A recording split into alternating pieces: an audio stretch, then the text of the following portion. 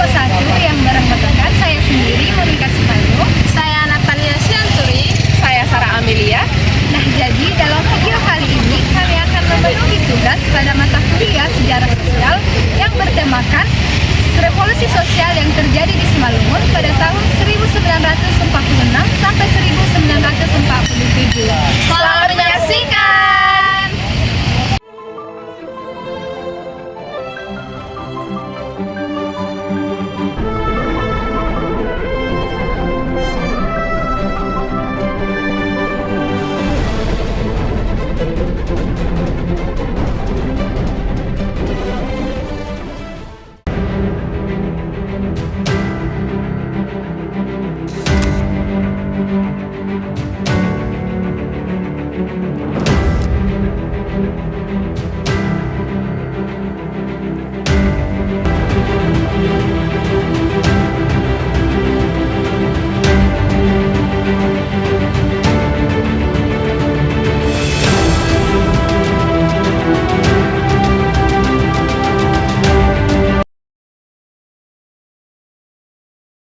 Kerajaan pertama adalah Kerajaan Panai.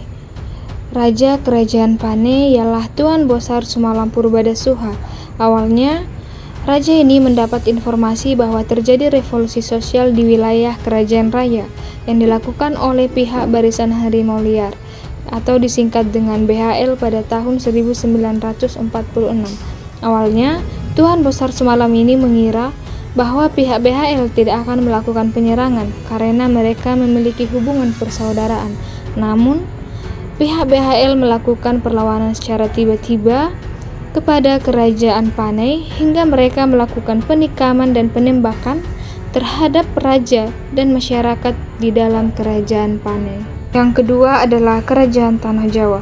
Setelah terbunuhnya Raja Kerajaan Panai, pihak TRI sempat melakukan pengejaran terhadap BHL hingga ke wilayah Seribu Dolok.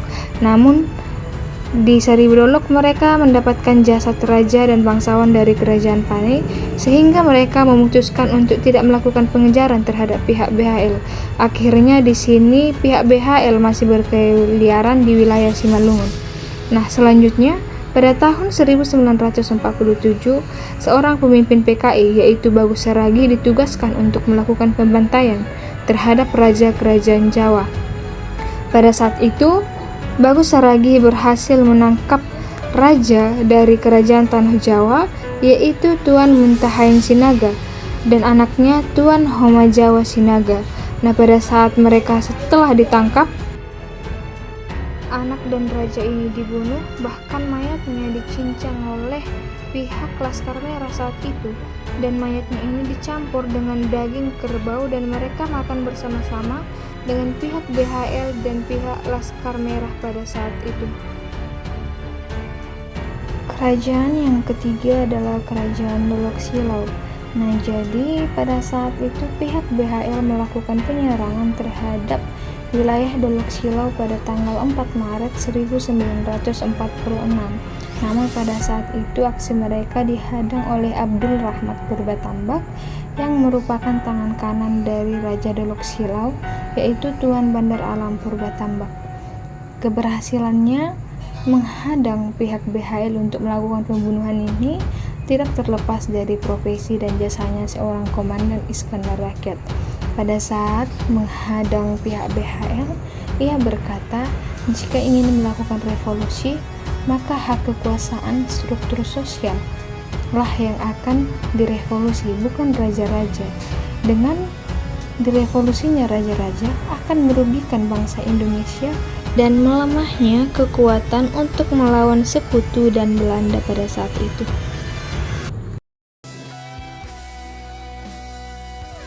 Keruntuhan dari Kerajaan Panai dan Kerajaan Tanah Jawa ini terjadi pada saat penyerangan yang dilakukan oleh pihak BHL dan Laskar Merah.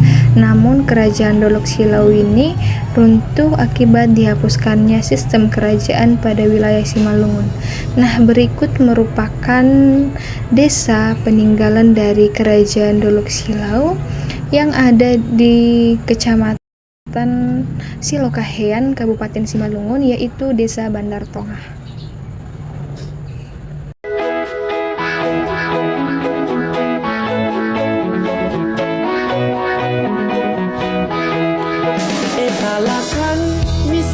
taho martondurda uhutana dohori topi tao ai sanggah homa nuan rondang mi bitangda eta hujai marondang bitangam dia.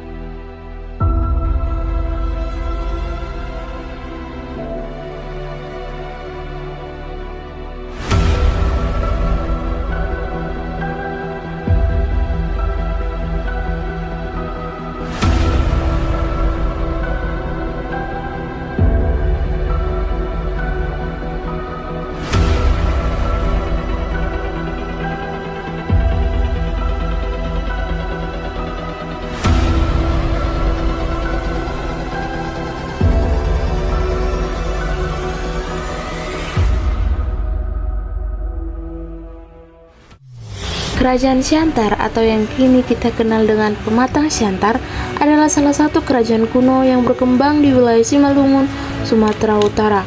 Kerajaan Siantar memiliki peran penting dalam membentuk identitas, budaya, dan sosial masyarakat Simalungun. Uniknya, kerajaan Siantar ini selalu berada di tangan kepemimpinan Marga Damanik, yang dimana Marga Damanik ini merupakan salah satu marga dari 4 marga utama dalam masyarakat Simalungun. Adapun 4 marga di Simalungun itu Sinaga, Saragi, Damanik, Purba. Karena sejak berdirinya kerajaan Siantar ini, Marga Damaniklah yang selalu memimpin kepemimpinan hingga terus-menerus atau diturunkan ke generasi marganya. Raja Sangnawaluh Damanik ini merupakan raja yang sangat menentang terhadap kolonialisme yang dilakukan oleh Belanda. Raja Sangnawaluh Damanik ini berkelahiran pada tahun 1857 hingga atau wafat pada tahun 1914. Sangnawaluh Damanik ini memerintah pada tahun 1882 hingga pada tahun 1904, yang merupakan raja ke-14 sekaligus raja terakhir di kerajaan Siantar sebelum berganti menjadi Pematang Siantar, yang dimana akhir dari kepemimpinan beliau ini ditangkap Belanda pada tahun 1904 dan diasingkan untuk seumur hidup ke Pulau Bengkalis atau Riau pada tahun 1906. Selama masa kepemimpinannya, beliau ini dikenal sebagai putra terbaik di Simalungun dan dengan gigih berjuang menentang penjajahan Belanda baik secara fisik maupun politis. Mungkin kita bertanya kenapa Sangnawaluh Damanik ini diasingkan ke Bengkalis pada tahun 1906. Karena beliau ini memiliki kepemimpinan yang sangat hebat. Sangnawaluh Damanik ini semangat atau memiliki sifat nasionalisme dari yang tinggi. Sangnawaluh Damanik ini menolak secara tegas menentang untuk menandatangani perjanjian pendek yang berisikan tentang masyarakat kerajaan Siantar ini harus tunduk kepada Belanda, sehingga kolonial Belanda tidak tertarik atau tidak suka terhadap Sangnawaluh Damanik ini sehingga dia diasingkan ke Bengkalis.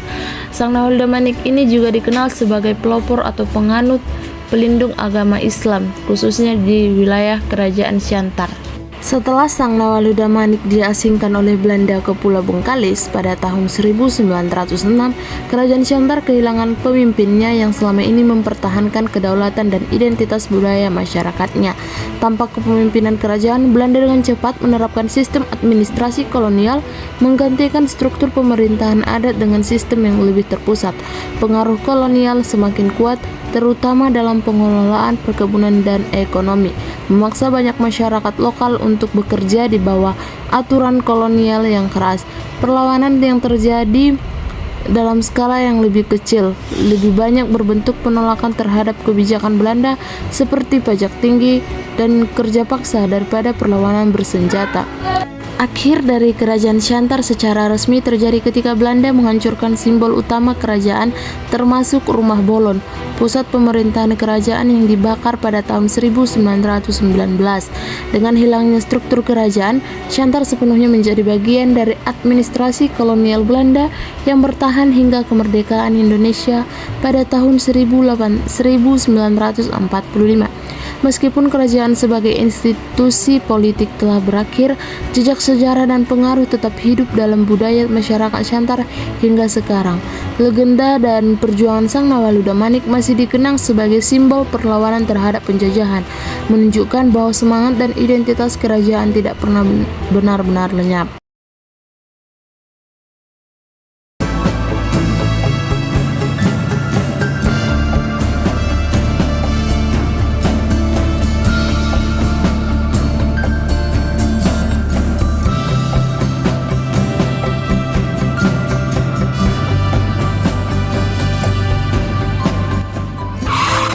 Simalungun merupakan sebuah kabupaten yang terletak di bagian timur Provinsi Sumatera Utara. Ibu kota kabupaten ini berada di Kecamatan Raya. Wilayahnya meliputi 4.386 km. Kabupaten ini ternyata memiliki beberapa kerajaan-kerajaan yang memiliki catatan sejarah perlawanan terhadap kolonial Belanda. Beberapa kerajaan yaitu Kerajaan Nagur, Siantar, Pane, Dolok Silo, Tanah Jawa, Raya, Purba, dan Silimakuta. Nah, pada video kali ini, saya, Sarah Ameliana Baban, akan menceritakan lebih spesifik lagi tentang dua kerajaan yang ada di Kabupaten Simalungun, yakni Kerajaan Silimakuta dan Kerajaan Raya. Abad ke-18 merupakan awal berdirinya Kerajaan Silimakuta. Kerajaan Silimakuta merupakan salah satu dari 7 kerajaan di wilayah Simalungun yang dikenal dengan sebutan Raja Napito. Kerajaan ini dipimpin oleh raja dari marga Purba Girsang dan memiliki struktur pemerintahan tradisional yang kuat. Pada tahun 1865, kolonial Belanda mulai memasuki wilayah Simalungun, dimulai dari Tanjung Kasau yang saat itu berada di bawah pengaruh Kerajaan Siantar. Ekspansi ini bertujuan untuk membuka lahan perkebunan di atas tanah milik Raja-Raja Simalungun.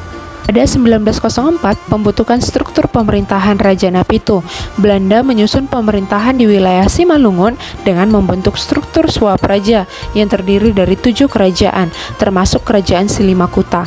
Langkah ini merupakan upaya Belanda untuk mengintegrasikan pemerintahan lokal ke dalam sistem kolonial. Pada tahun 1906, Belanda mengeluarkan Belsuit Gubernur Jenderal Hindia Belanda STBL nomor 531 yang menetapkan susunan pemerintahan Swapraja di Simalungun. Kerajaan Silimakuta menjadi bagian dari struktur ini, dengan raja-raja lokal menerima konsesi dari hasil perkebunan yang dikelola oleh perusahaan Belanda. 1946, revolusi sosial dan akhir Kerajaan Silimakuta. Setelah Indonesia merdeka, terjadi revolusi sosial di Sumatera Timur pada tahun 1946 yang bertujuan menghapuskan sistem feodal dan pengaruh kolonial. Dalam peristiwa ini, Raja Silimakuta menjadi salah satu korban. Menurut beberapa sumber, beliau meninggal dunia pada Maret 1946 diduga dibunuh oleh pasukan barisan harimau liar saat mencoba melarikan diri. Kerajaan Raya. Nah, di sini kita fokus membahas tentang perlawanan dari raja dari Kerajaan Raya, yakni Tuan Rondahaim Saragi. Perlawanan Tuan Rondaheim Saragi Garingging menunjukkan keteguhan dan strategi dalam menghadapi kolonialisme. Julukan Napoleon der Bataks yang diberikan oleh Belanda mencerminkan kecerdikan dan keberaniannya dalam mempertahankan kedaulatan wilayahnya. Tahun 1828, Tuan Rondaheim Saragi Garingging lahir di Kerajaan Raya Simalungun. Selanjutnya, tahun 1865, kolonial Belanda mulai memasuki wilayah Simalungun, memicu perlawanan dari masyarakat setempat. Nah, perlawanan ini termasuk perlawanan kecil oleh rakyat. Lalu di tahun 1876 sampai dengan 1891 menjadi akhir dari perjuangan. Tuan Rondaheim diangkat sebagai raja. Ia memimpin Federasi Pertuanan Raya dan menolak tunduk pada kekuasaan kolonial Belanda. Selama masa pemerintahannya, Tuan Rondaheim memimpin perlawanan terhadap Belanda. Namun di tengah pemimpinan federasi, beliau meninggal di tangan Belanda pada saat peperangan.